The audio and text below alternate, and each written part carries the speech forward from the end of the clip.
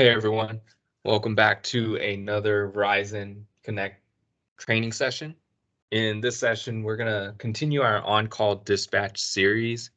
And what we're going to show you first is we're going to show you another instance where you're going to have to move some stops around. And in this example, we're going to show you what to do when you have a courier who perhaps started their route, completed maybe half of the stops on their route, and can't continue any further, perhaps maybe because of an emergency. And we'll show you what you can do in order to bring in a floater driver, or maybe a driver who's off and going to be taking on some overtime that day. And we'll show you how you can assign those stops to that new driver. And we're going to show you how you can do that. And we'll also show you some of the violations that might result from that. And that's going to be mainly centered around tags. Tags are very minor violations, and it's not going to be anything that is held against any supervisor or team lead or anything like that. But we just want to show you how you can maybe clean up some of those tag violations to keep your dispatch board looking a little cleaner. So that'll be in the first example. We'll use a route in Northern California. The second thing that we will cover today is, and this is tying back to more violations, we'll show you what happens if you try to add a stop on a route and you find that you cannot add it, that the Verizon software isn't letting you add the job to the courier. We'll show you how you can override that if you really need to, and we'll mostly show you why that software is preventing you from adding the stop. And we'll use an example in the DMV territory. And this will be our first view of the timeline feature in dispatch. After that, we'll just wrap it up with a couple key terms. We'll introduce two terms that are going to be important for us down the line, but that in this first initial phase for the Verizon rollout, we won't be using very often, or if not at all. And those two terms are going to be optimize and resequence. Again, those are two things we won't use a lot during this first initial launch, but it's just something we wanted to point out because as you work in dispatch, you'll see those two buttons, and we want to give meaning to what they do. So again, that's the overview for today. Let's start with the first topic, which is splitting up a courier's route. So let's exit out of here and let's go into dispatch. And in this example, we're working on a future date. So we're in June 27th in Northern California. As you can see on the eyeball, I see all of the routes that are expected to be working on that day. And in this example, let's say that we have NCA 11 courier LaQuisha Scott. She's she's able to complete half of the stops on her route, but perhaps she gets a flat tire and can't continue the route any further. We've got to give those stops to somebody else, and we'll show you how you can do this pretty easily. So let's go ahead and let's select on LaQuisha's route, and let's filter her jobs for today. So again, we can click off, we make sure we check off on that route, we right click, and we choose to view all the jobs, which are now going to filter her jobs for that day. And as you can see here, I've got my planned arrival column. And again, you can bring in any of these columns by clicking down here and selecting the box. And planned arrival is going to be kind of useful for us in this example, because let's say that this courier who does a sweep for us is able to complete her first sweep, but is not able to complete the remaining stops on her second sweep. So we've got to isolate those and give them to another driver. And this planned arrival time column helps us out quite a bit. So if I choose to sort on this column by clicking into the column, now you can see I'm sorting her stops by those that need to be completed first, based on the time windows, all the way down to those towards the end of her shift. So again, in this example, we're going to say that she's able to complete her first sweep. So if I open up the job type a little bit more, you can see that she's got all of these stops in her first sweep, and then she's got her transfer stop here. So we'll leave these stops as is, assuming that she can complete those normally. What we'll want to do is we'll want to now isolate these other stops that she cannot complete and then unassign them so that we can give them to another courier. So we can do so by clicking on the stops. And unfortunately, we have to do this one stop at a time. We cannot mass unassign. So if I was to click on, let's say, these 3 stops and try to right click and unassign from route, what you're going to see is it's only actually going to unassign one stop, I mean. So when I click there, as you can see there, I'm down to 2 out of the 3. So it's only one stop at a time, unfortunately. So we'll go ahead, we'll take our time, and we'll unassign these one at a time. Um, and again, you might encounter some of these issues where it's taking a little bit of time for the software to load. And if you find that it's taking a little bit too long, you can go ahead and refresh your browser, go through the filter criteria again. So again, we'll scroll down, we'll isolate NCA 11, we'll choose to view her jobs, and we'll go about sorting the column on the planned arrival time and then unassigning everything after that first sweep. So everything after that first transfer. So here, clicking to unassign.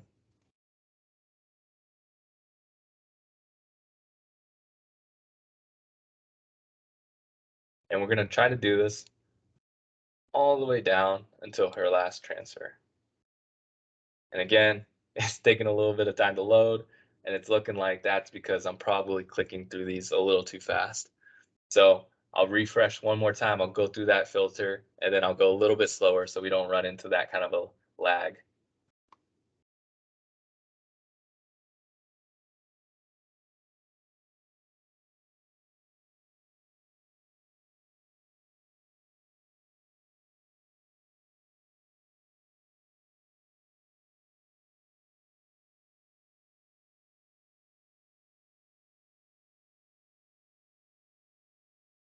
And we're getting pretty close. I see the transfer at the very bottom. All right, we're almost there.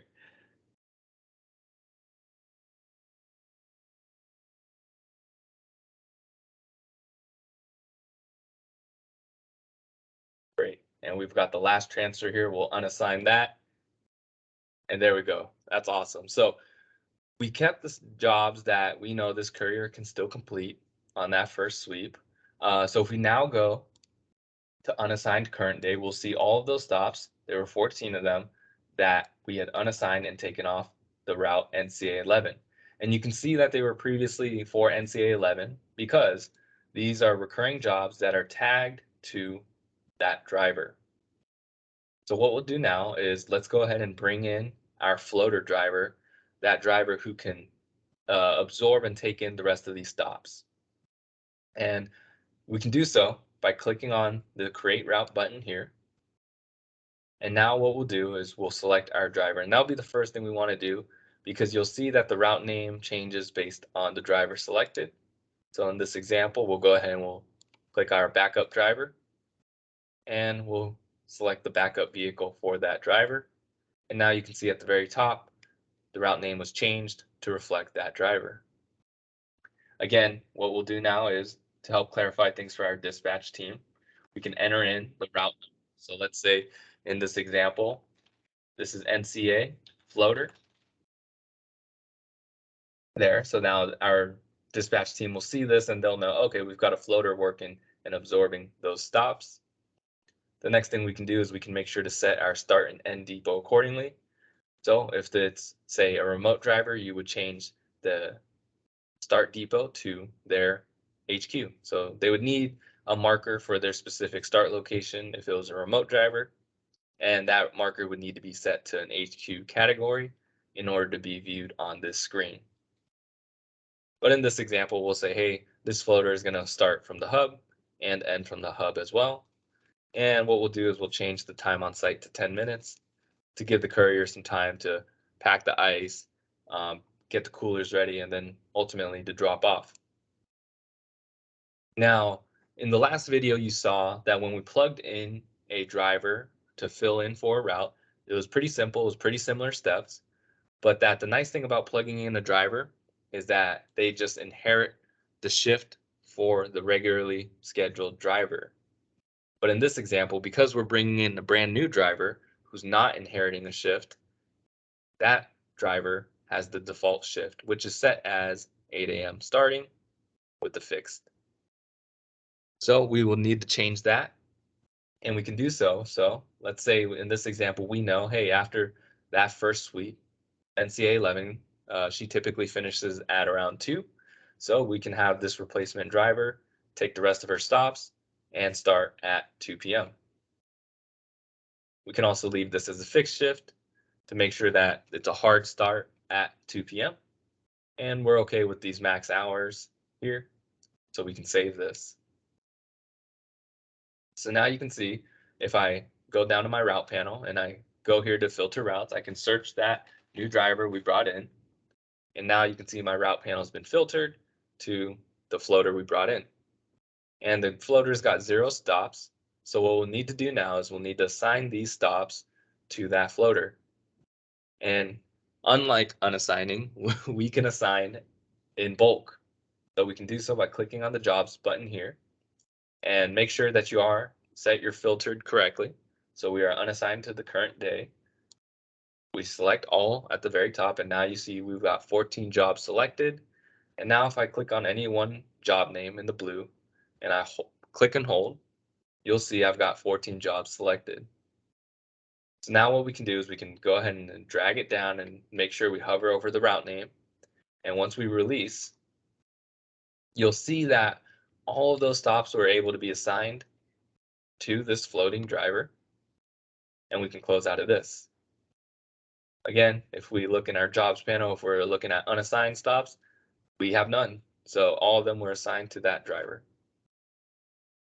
We'll go ahead and deselect out of those jobs.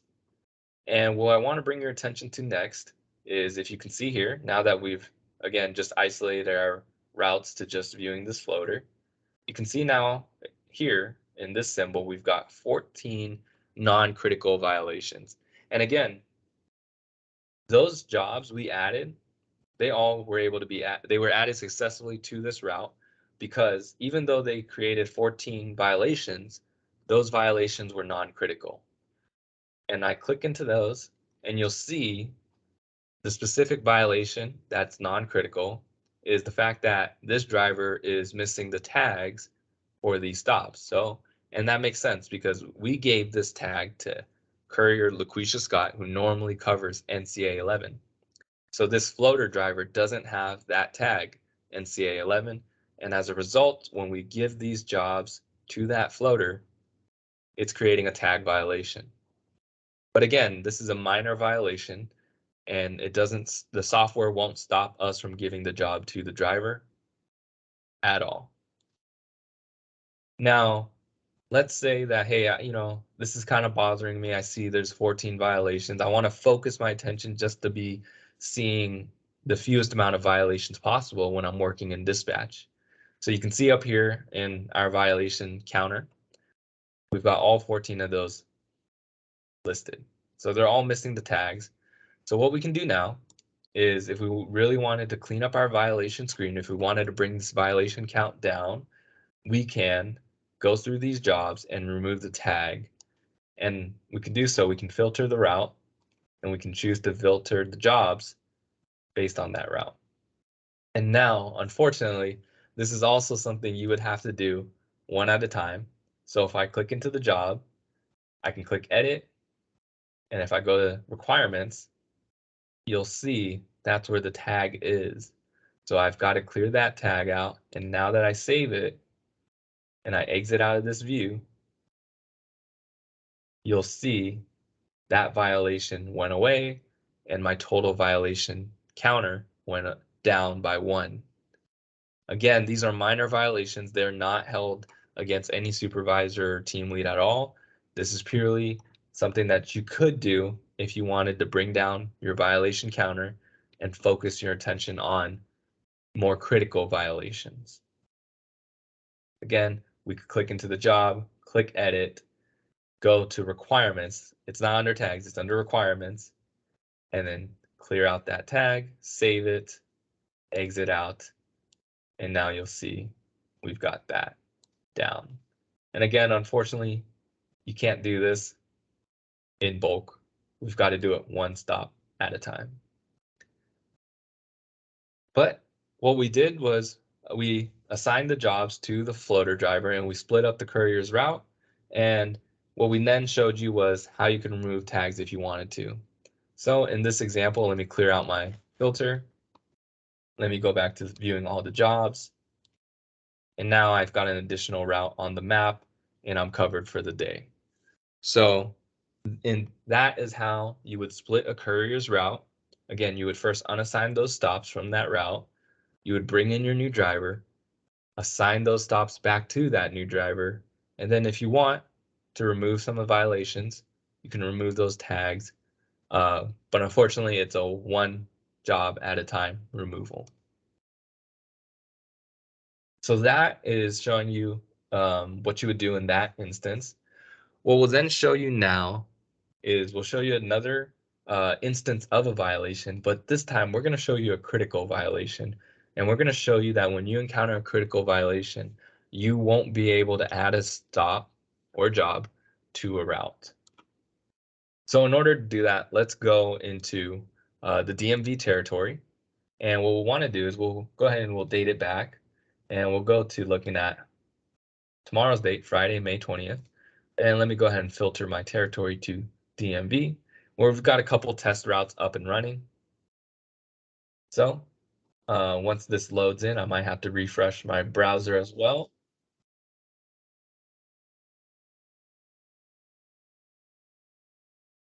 And then there we go. Now it's loading. And if I click on the eyeball again, we've got 5 routes up here just testing right now. And what we'll do is we'll use an example where we're going to add an on-call that won't be successful. And what we'll do is the on-call that we're looking to add is account V1057. So let's go ahead and go through our motions here. And again, to add a stop, we'll click on the plus button and we'll go ahead and we'll search for that location. We'll go ahead and we'll set the type as an on-call box, and we'll have the time windows to something like 4 p.m. to 10:30. Again, we can add notes if we want to, and we can save this. Now you can see now, again, when we added the on-call, it comes in unassigned, and it also focuses our map. So if we zoom out, you're going to see, and you'll probably get an idea of where we're going with this. This is a pretty far on-call, and our 5 drivers are working up here. So let's see what happens if we try to add this stop to one of these drivers. So again, I'll go to unassigned current day to look at all my new on-calls that came in. And I'm going to add this to, let's go ahead and drag and drop it to MD08 Patrick Kennedy. So when I drag and drop again, go into the route name and release, you're going to see we couldn't assign this stop. It was unsuccessful. And the reason was because there were violations. And in this example, there were critical violations. In the last example, you saw that we were able to still add stops if they were non-critical violations. Now, unfortunately, it doesn't tell you what this violation is in this screen. So you can see here, it's still unassigned. It's still represented by that white circle. And if I try to drag and drop it onto that route name, it just won't let me assign the stop. So now what we want to show you is this timeline view, and you can see it's already opened here at the very bottom. But if you don't have it on your screen, if you're seeing something like this, you can bring in the timeline view for any one route, and you can only see one route at a time by right-clicking on the route that you're interested in. So in this example, it's Patrick Kennedy. We're going to right-click, and we're going to choose to open a detailed view. And when I open a detailed view, now you'll see this timeline view. And this timeline, it tells you the sequence of the stops that Verizon thinks this courier should be getting, should be doing the routes in. Here. Now, we showed you earlier that when we want to assign an on-call stop, the best way to do it is to drag and drop it into the route name. And that is because every time you drag and drop a stop onto the route name, it comes in the ideal sequence. That means it is ordered in the most ideal way so that the courier can not only meet time windows, but do things like minimize drive distance or whatnot. And that happens automatically when you drag and drop from the job name to the route name. It is automatically sequenced perfectly, or not perfectly, but in the most ideal way. But if we needed, and if we were trying to force a stop onto a route, we can't do that by dragging and dropping it on the route name. What we have to do is we have to drag and drop it onto the timeline itself. And wherever we drag and drop it on the timeline, that's where the stop will be sequenced. So let's do that in this example. Let's say for some miracle that, Patrick, who works all the way up here, has agreed to drive all the way down here and pick up this account for us in Virginia. So we need to force that stop onto the route, and we do so. And this is not something we recommend. This is just an emergency thing. If you really need to get a stop on a courier's route, you drag it and you drop it onto the timeline. And again, wherever you drop it, that's where it's going to go. So we've got this gap between 8 and 9. We're going to drop it in there. And now you see that it added the stop.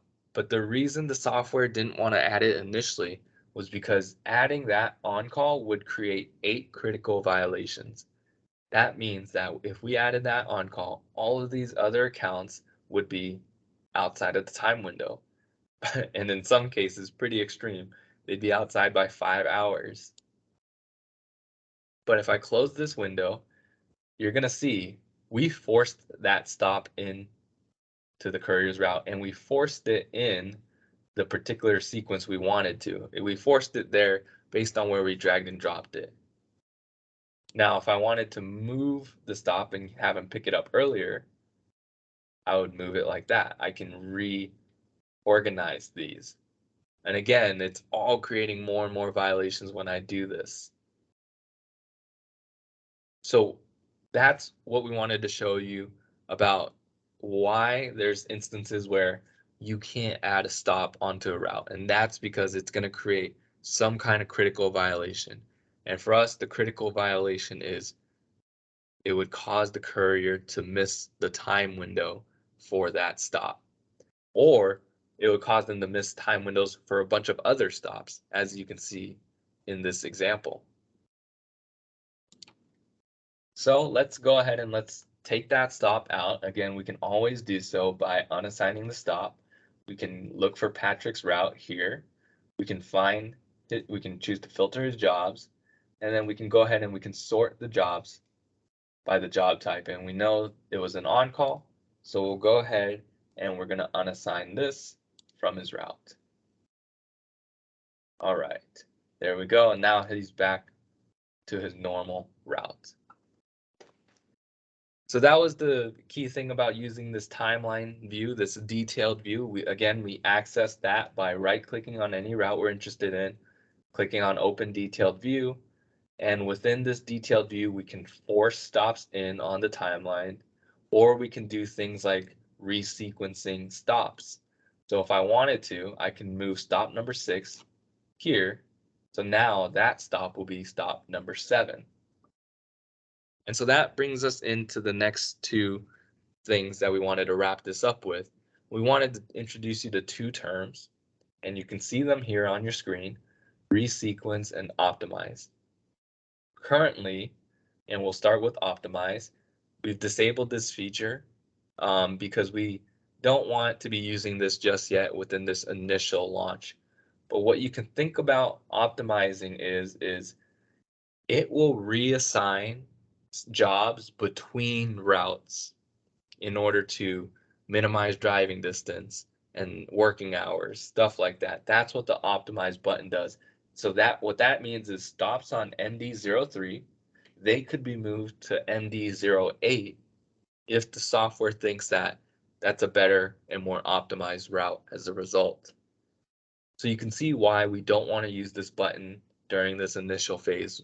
We just want to get all the couriers up and running in Verizon. and accustomed to their routes. So again, we've disabled optimize. It's not something we're going to use, but that's just what the term means. Optimize will shuffle stops between routes in order to find the most optimized route. The next thing is resequence. What resequence will do is it will move stops within only one route, within only the selected route. So in this example, let's say I moved stop number 2 and I moved it all the way here to the end. Okay, so that was ML344.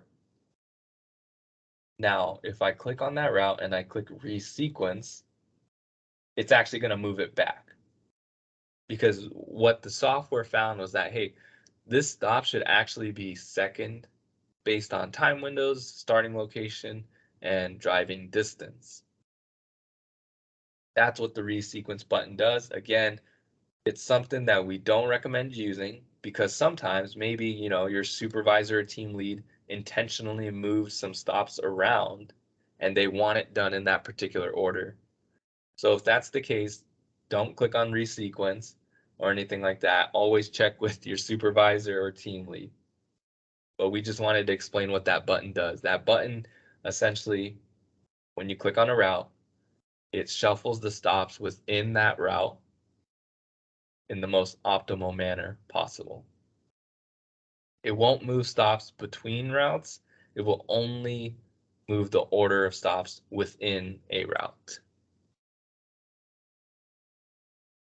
So those were the two terms we just wanted to build on and allude to because you'll be seeing that in your dispatch board and you might wonder what those buttons do. Again, don't worry about them. Don't use them. It's not necessary at this point. So those were the three things we wanted to really cover today. We showed you how you could split a courier's route and redistribute stops. And in doing so, we showed you this idea of a non-critical violation. Stops can still be added to a route even if it causes a non-critical violation. But if you have things that are critical violations, you cannot add the stops to the route. And critical violations tend to be things like breaking time windows. We've showed you then that you can open up this timeline view and you can drag stops into the timeline to override that critical violation. And we're going to emphasize this again. It's only as a last resort, and it's only if it was approved by the courier supervisor for that route to take that stop. And then lastly, we just covered these two terms, resequence and optimize. Again, two things we won't be using in this initial launch phase, but just things to keep in mind. In the next video, we'll be showing you, now that we showed you some of the basics of dispatch, we'll show you how the drivers are going to be viewing their phone application and working through work plan. Thank you all for your time, and we'll see you in the next training session.